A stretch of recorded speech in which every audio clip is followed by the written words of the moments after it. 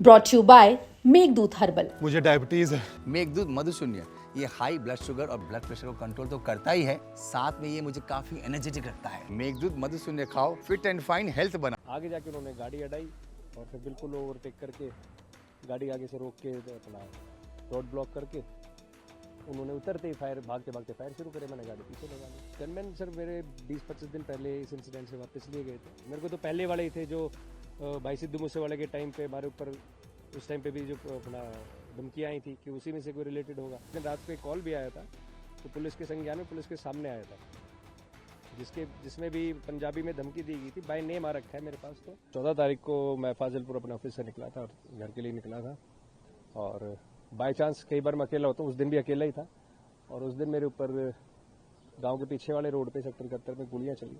जो एक वाइट गाड़ी में आए थे, जिन्होंने पहले ओवरटेक किया तो मैंने ध्यान नहीं दिया क्योंकि नॉर्मली आगे ली थी, बट जो पीछे देख रहे थे सारे तो मेरे को थोड़ा सा अंदाज हो गया किसी ने पहचान लिया है, तो उस तरीके से देख रहे।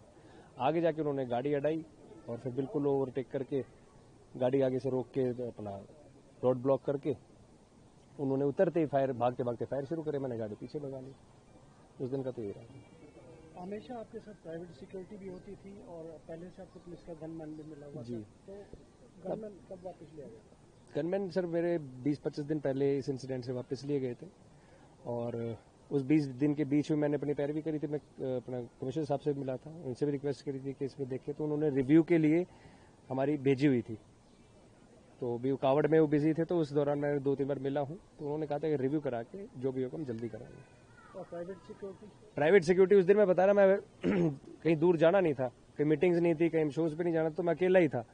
स्टाफ को भी रेस्ट देना पड़ता है। मेरे एक स्टाफ की शादी थी, वो वहाँ पे गया हुआ था, तो घर तक जाना है, मगर चलो नॉर्मली चल देते हैं, अकेले चल देते हैं। तो उस समय आपके मन में किस पे डाउट गया था? पहले भी आपको धमकियां आई थी सर, उस समय मेरे को समझ में नहीं आया कि हुआ क्या है, किसने किया है। मेरे को तो पहले वाले ही थे जो भाई सिद्धू मूसेवाले के टाइम पे हमारे ऊपर उस टाइम पे भी जो अपना धमकियाँ आई थी कि उसी में से कोई रिलेटेड होगा, क्योंकि उस टाइम पे हम सिद्धू भाई के मामले में खुल के बोले थे। इंडस्ट्री में शायद कोई इतना बोला, हरियाणा से तो कोई इतना बोला नहीं था। मैं सबसे ज्यादा बोला था, ज्यादा बातें रखी थी, मीडिया के सामने कड़े शब्दों में निंदा करी थी, गैंगस्टर्स को काफी चीजें बोली थी।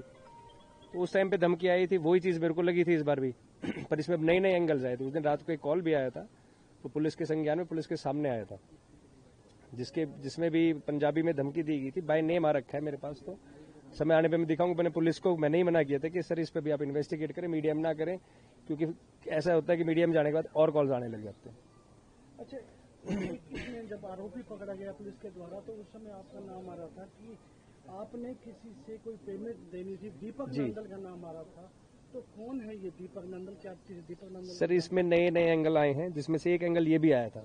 तो मैं इसमें बोलना चाहूंगा कि जो दीपक नंदल है, सुनील सुडानिया है, इंद्रजीत, जो नाम आए हैं इसमें, इनसे मेरा ऐसा कभी कोई बड़ा लेना देना नहीं रहा। हाँ, मेरे साथ दीपक का काम रहा है। आज से 3 साल पहले हम अलग हो गए थे, 3 से 4 साल पहले। मेरा सारा काम वही देखते थे। जो लेबल से पैसे आते थे वो भी उनके अकाउंट में आते थे। वो कह रहे हैं कि मैंने इनको स्टार बनाया है, मैंने इनके ऊपर 5 करोड़ खर्चे हैं और मैंने अपने सब कुछ लगाया है। तो भैया मेरे ऊपर लगाए लेबल्स ने, टी सीरीज ने, जी म्यूजिक ने, वाइट हिल ने, जितने भी मैंने गाने करे हैं उनकी सारी पेमेंट्स हमें लेबल्स ने दी है। आगे जो खर्चे उन्हीं में से खर्चे हुए हैं। आज तक ऐसी कभी हिसाब का किताब की बात नहीं रही। मैंने अपने घर बुला के हिसाब करा हुआ है, और फिर भी लगता है कि भाई मेरे ध्यान में ना, उनके ध्यान में। पहली बात तो 5 करोड़ छोटी अमाउंट नहीं होती, सबके ध्यान में होती है। उनको लगता है तो मीडिया के माध्यम से हिसाब बना के भेज दे, क्योंकि हम तो छोटी छोटी चीजों का हिसाब रखते थे, 100 से लेके लाख तक का भी। तो उनके पास सारी चीजें लिखी होंगी, वो भेज दें, उसके बाद मैं भेज दूंगा। अगर उन्होंने ये काम कराया तो बहुत गलत कराया। इस तरीके की तो हरकत नहीं करनी चाहिए। लेकिन हाँ सर, मेरे को नहीं लगता है उनने किया है, लेकिन हाँ मुझे लगता है कि डीफेम करने के लिए उन्होंने पोस्ट जरूर डाल दी होगी कि उसको डीफेम करा जाए और अपना ठीक करा जाए। क्योंकि जब 2 पार्टनर्स अलग होते हैं और एक का काम ठीक चल रहा है और एक देश छोड़ के कहीं गलत गतिविधियों में हो, तो वो कोशिश करेगा कि भाई इसको डीफेम करे, इसका काम खराब हो, इससे जितना हो सके मीडिया में गिराए। जी सर, मैंने आर्म्स के लिए भी अप्लाई किया था, और इस इंसिडेंट से हफ्ते पहले ही किया था। अच्छा, एक चीज और है कि पंजाब इंडस्ट्री में काफी ऐसे हैं जिन पर हमेशा इनसे पैसों की मांग की जाती है। सर क्या मानते हैं, म्यूजिक इंडस्ट्री को आजकल टारगेट किया जा रहा है? सर हर इंडस्ट्री को टारगेट किया जा रहा है। आज के टाइम में तो जो भी बंदा जिसके पास भी पैसा उसे टारगेट किया जा रहा है। नए नए तरीके आ रहे हैं। अब ये फिरौती मांगने का नया तरीका है। अगर उन्होंने ये चीज करी है अगर दीपक का जहाँ नाम आ रहा है कि भाई उन्होंने ये करा है, तो ये भी एक नया तरीका है, नया ट्रेंड है कि ब्लैकमेल करके पैसे ले। 5 करोड़ का हिसाब तो हिसाब के तरीके से करते। ये कौन सा तरीका होता है पैसे मांगने का? तो आजकल फिरौती मांगने के भी तरीके बदल गए हैं। पहले थे कि गाने दे दो, फलाने लेबल को दे दो, लेबल से पैसे उठा लेते थे गैंगस्टर्स। शोज करवा लेते थे, इवेंट मैनेजमेंट से पैसे ले लेते, फलाने सिंगर जाके शो करके आते। तो तरीके बहुत है इनके पास। बस यही है कि पुलिस इसमें डीपली इन्वेस्टिगेट करे, सच्चाई को सामने लाए। जिसने भी किया है, जैसे भी किया है, जो भी है, उस पुलिस से मेरी रिक्वेस्ट है कि इसमें अच्छे से कार्रवाई करें और इसमें बिल्कुल चीज को क्लियर करके दें। इंडस्ट्री से कोई सहयोग नहीं मिला? इंडस्ट्री से सर इस मामले में कोई सहयोग नहीं करता। सिद्धू मूसेवाले के टाइम पे मैंने सहयोग किया था। पिछले 2 साल से सिक्योरिटी में रहना पड़ता है। गैंगस्टर्स पीछे लगते हैं, कोई नहीं चाहता कि किसी के पीछे गैंगस्टर्स लगे। कोई भी इंडस्ट्री का हो, कहीं का भी हो, सबके फोन मेरे पास आए, एक एक आदमी के, एक एक सिंगर के, सबके जितने भी मेरे नोन है सबके फोन आए।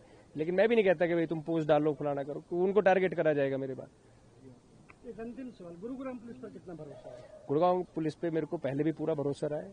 अपने कमिश्नर गुड़गांव पे मेरे को पूरा भरोसा है। मैं 2 से 3 बार मिला हूं, उन्होंने अच्छे से मेरी बात सुनी है, हर बात का उन्होंने ध्यान दिया है। सिक्योरिटी को भी लेकर उन्होंने कभी मना नहीं किया, रिव्यू पे उन्होंने दी हुई थी और उन पर पूरी उम्मीद है और इसको डीपली वो इन्वेस्टिगेट करें, मेरी उनसे रिक्वेस्ट है।